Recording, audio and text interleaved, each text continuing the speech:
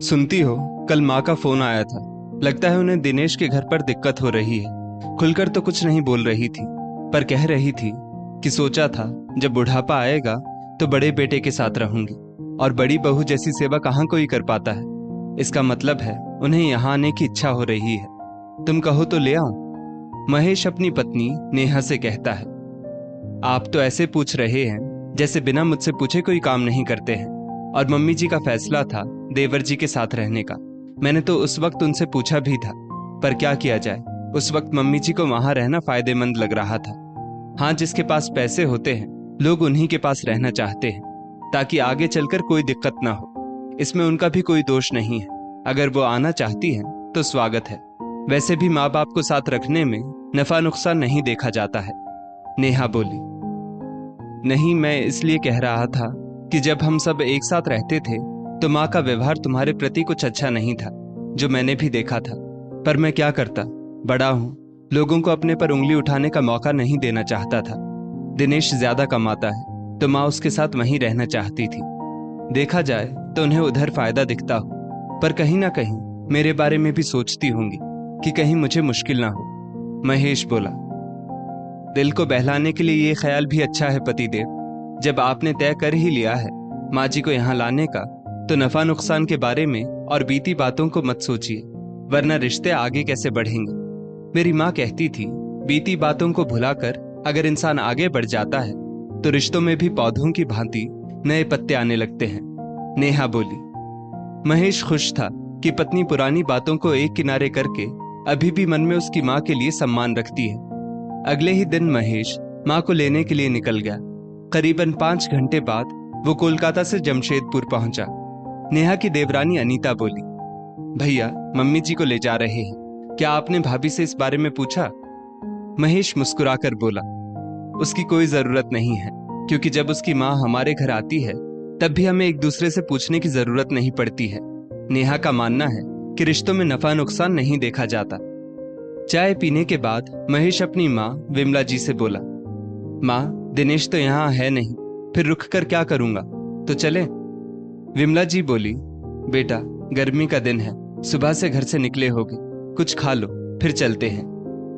अनीता बोली, मम्मी जी आपने तो कहा था भैया के आते ही निकल जाएंगे, इसीलिए मैंने खाना भी नहीं बनाया।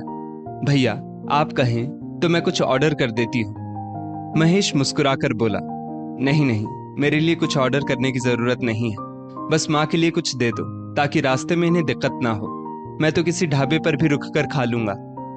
विमला जी उदास मन से बोली, बेटा अब मुझे भी बाहर की रूखी सूखी खाने की आदत हो गई है, जो तुम खाओगे मैं भी खा लूंगी।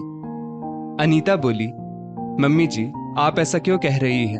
जब हम बाहर का खाना खाते थे तो आपको भी देते थे, नहीं देते तो उस पर भी आप सुनाती।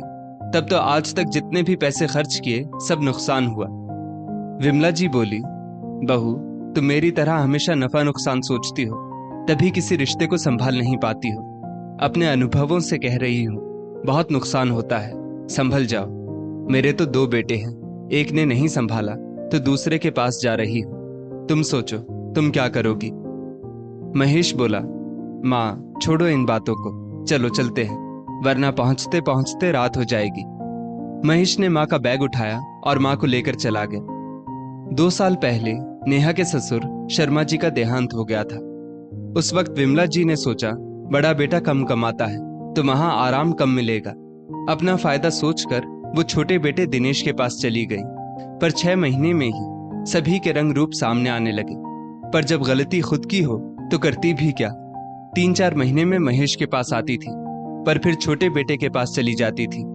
धीरे धीरे उन्हें वहां दिक्कत होने लगी।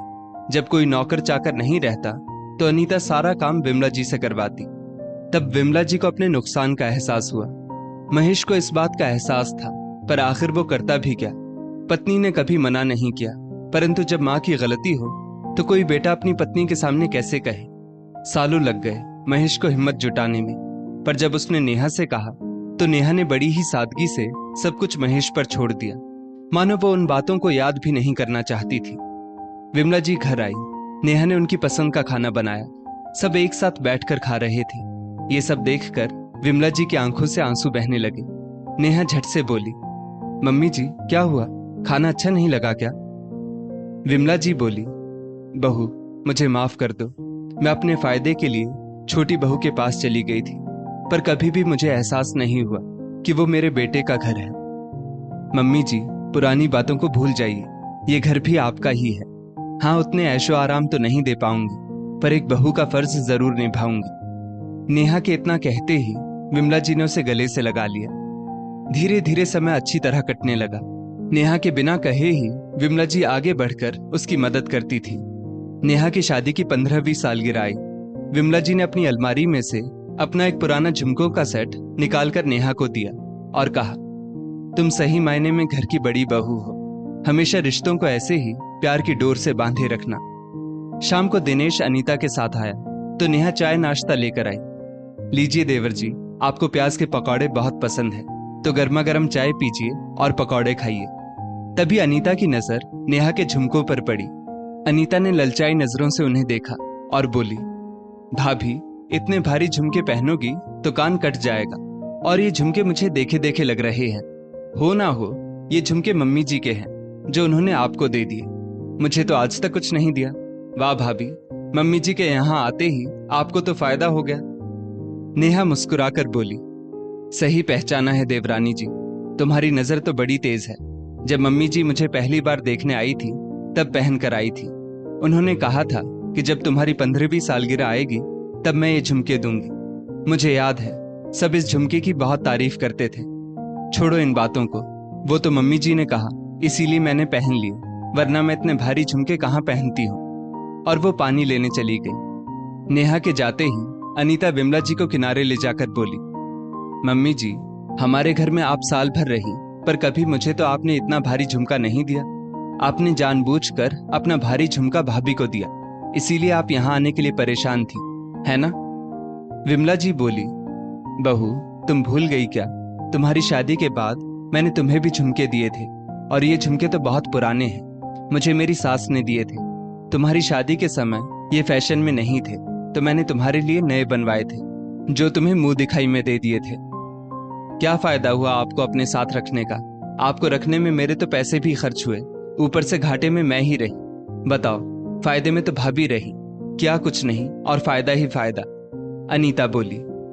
नेहा विमला जी के चेहरे के हाव भाव दूर से देखकर समझ गई थी कि कोई गंभीर बात हो रही है। वो सबके लिए आइसक्रीम लेकर आई तो अनीता बोली, मुंह तो आप मीठा करो भाभी, मम्मी जी को यहाँ लाने में आप सफल रही। आपके लिए मम्मी जी का यहाँ आना फायदे का सौदा रहा। नेहा मुस्कुराकर बोली, देवरानी जी आपको सालों तक ये मौका मिला, पर आपने सिर्फ अपना फायदा देखा, अपनी सास का नहीं। अगर मैं नफा नुकसान देखती तो पहले ही मम्मी जी को जबरदस्ती अपने पास रोक लेती। और जहां तक बात मेरे नफा नुकसान की है, तो सासू मां मेरे घर नहीं अभी तुम्हारे घर होती। विमला जी बोली, बहू छोड़ो इन बातों को, अभी छोटी बहू को समझ में नहीं आ रहा है। जिस दिन ये नफा नुकसान से ऊपर उठेगी, मेरी तरह इसे भी अपनी गलती का एहसास हो जाएगा। नेहा बोली, अनीता इंसान गलतियों से सीखता है। रिश्तों में हमेशा नफा नुकसान देखोगी तो अपने बच्चों को क्या सिखाओगी? क्योंकि एक उम्र के बाद माँ बाप की कोई आमदनी नहीं होती, तो क्या बच्चे अपने फायदे के लिए उन्हें छोड़ दें? अनीता सिर झुकाए खड़ी थी। नेहा बोली, तुम मेरी छोटी बहन जैसी हो, इसीलिए समझा रही हो। कल को मेरे या तुम्हारे साथ ईश्वर ना करे कभी ऐसी घटना हो, इसलिए सचेत कर रही हूँ। अब मम्मी जी हमारे साथ ही रहेंगी, पर ये घर भी तुम्हारा ही है। जब जी चाहे आ जाना, और जब जी चाहे इन्हें घुमाने के लिए ले जाना। मेरी बातों को दिल पर मत लेना। अब आइसक्रीम खाओ, वरना इसकी मिठास कम हो जाएगी। कुछ घंटे बाद दिनेश और अनीता जाने लगे। अनीता ने हाथ जोड़कर अपनी सास और जेठानी से माफी मांगी। नेहा ने मुस्कुराते हुए अनीता को गले लगाया और सब कुछ भूल जाने को कहा। सबके जाने के बाद विमला जी बोली, बहू तुम कैसे ये सब कर लेती हो? नेहा बोली, मम्मी जी जब हम सब एक साथ रहते थे और आपकी बातों से मुझे बहुत तकलीफ होती थी, तब मैं सोचती थी अगर मैं पुरानी बातों को ही लेकर बैठी रहूंगी तो कभी आगे नहीं बढ़ पाऊंगी, तब तो मैं खुद के साथ नुकसान करूंगी। सच कहते हैं लोग, अंत भला तो सब भला। जहां विमला जी को अपनी भूल का एहसास हुआ, वहीं अनीता ने भी अपनी गलती मान ली। महेश ने भी ये सीखा कि वक्त रहते ही अपने मन की बात अपनों के सामने रख दी जाए तो रिश्ते सुधरने में इतना वक्त नहीं लगता। दोस्तों, इस स्टोरी को लेकर आपकी क्या राय है? नीचे कमेंट करके जरूर बताइएगा। और ऐसी ही और भी बेहतरीन वीडियोस के लिए हमारा पेज जरूर फॉलो करें। धन्यवाद।